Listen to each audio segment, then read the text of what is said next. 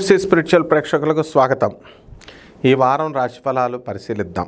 ఓం వసుదేవసుతం దేవం కంసచాణూరమర్దనం దేవకి పరమానందం కృష్ణం వందే జగద్గురుం. జగదేక వీరుడైనటువంటి అర్జునుల వారికి జగద్గురువైనటువంటి శ్రీకృష్ణ వారి పాదపద్మాలకు నమస్కారం చేస్తూ మనం ఈ రాశిఫలాల్లోకి వెళ్దాం. ముందుగా మనకి ఈ వారంలో ఏ గ్రహాలు ఏ స్థానాల్లో ఉన్నాయో తెలుసుకుందాం. మనకి మిథునములో గురుడు శుక్రుడు ఉన్నాడు. కర్కాటకంలో దగ్గరికి వచ్చేసరికి బుధుడు వక్రించి ఉన్నాడు. ఇక సింహరాశిలో రవికేతువులు, కన్యా రాశిలో మనకి కుజుడున్నాడు. ఇక ఈ యొక్క శని మనకి మీనరాశిలో, రాహు వచ్చి కుంభరాశిలో ఈ విధంగా ఉండడం అనేటటువంటిది జరిగింది. దీన్ని బట్టి ఈ 12 రాశుల వారికి కూడా ఒక్కొక్కళ్ళకి ఏ విధంగా మనకి ఫలితాలు ఇస్తాయో చూద్దాం విడివిడిగా ఒక్కొక్క రాశిలో.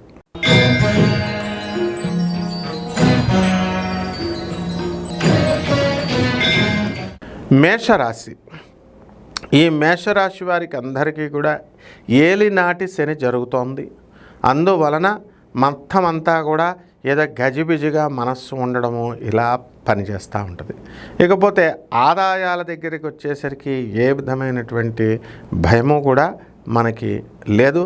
చక్కగా జీతభత్యాలు పెరగడము, ఖర్చులు కూడా అదే విధంగా ఉండడం అనేటటువంటిది జరుగుతుంది. ఒక స్త్రీ వలన అనేకమైనటువంటి సమస్యలు రావడానికి అవకాశాలు ఉన్నాయి.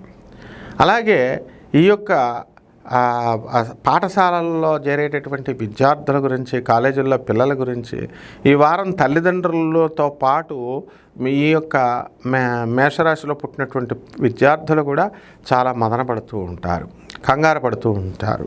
అలాగే ప్రభుత్వ ఉద్యోగాల కోసము, సాఫ్ట్వేర్ ఉద్యోగాలు, ఇతర ప్రైవేటు రంగాల్లో ఉద్యోగాల కోసం భారీగా పోటీ ఉంటుంది. అయితే దాంట్లో మీరంతా కూడా పాల్గొని మీరు చక్కగా విజయాలు సాధించడానికి అవకాశాలు ఉన్నాయి. హాస్టల్స్, హోటల్స్ మెయింటైన్ చేసే వాళ్ళకి కొత్త వ్యాపారాలు చేయాలనేటటువంటి ఆలోచన వస్తుంది. అలాగే మనకు మందులు, ఫార్మసీ రంగంలో ఉన్నటువంటి వాళ్ళు, చేనేతలు ఇలాంటి వ్యాపారాలు చేయాలని ఆలోచిస్తూ ఉంటారు. డాక్టర్లు, ఇంజనీర్లు, తర్వాత చార్టెడ్ అకౌంటెంట్స్, లాయర్లు, ఇతర స్వతంత్ర వృత్తులు చేసుకోవాలనుకునేటటువంటి పారిశ్రామికవేత్తలు వీళ్ళందరి పరిస్థితి కూడా బాగుంటుంది. అలాగే ఇక మా వ్యవసాయంలో చేసేటటువంటి రైతులు, పశువుల స్థానాలు, డాక్టర్లు, వెటనరీ డాక్టర్లు వీళ్ళ పరిస్థితి బాగుంటుంది. మరి ఈ యొక్క పరిహారాల దగ్గరికి వచ్చేసరికి మనకి కుజ జపం చేసుకోవాలా, కుజ స్తోత్రాలు చదువుకోవాలా, కుజుడికి కిలోంపావు కందుల్ని ఎర్రని వస్త్రాన్ని ఇచ్చి పేద బ్రాహ్మణులకి మంగళవారం నాడు దానం చేసుకోవాలా. అలాగే దశమహావిద్యల్లో ఒకటైనటువంటి ఈ త్రిపుర భైరవి అమ్మవారి యొక్క హోమాన్ని మీరు జరిపించుకోవడం ద్వారా అద్భుతమైనటువంటి ఫలితాలు మీకు లభిస్తాయి. శుభమస్తు.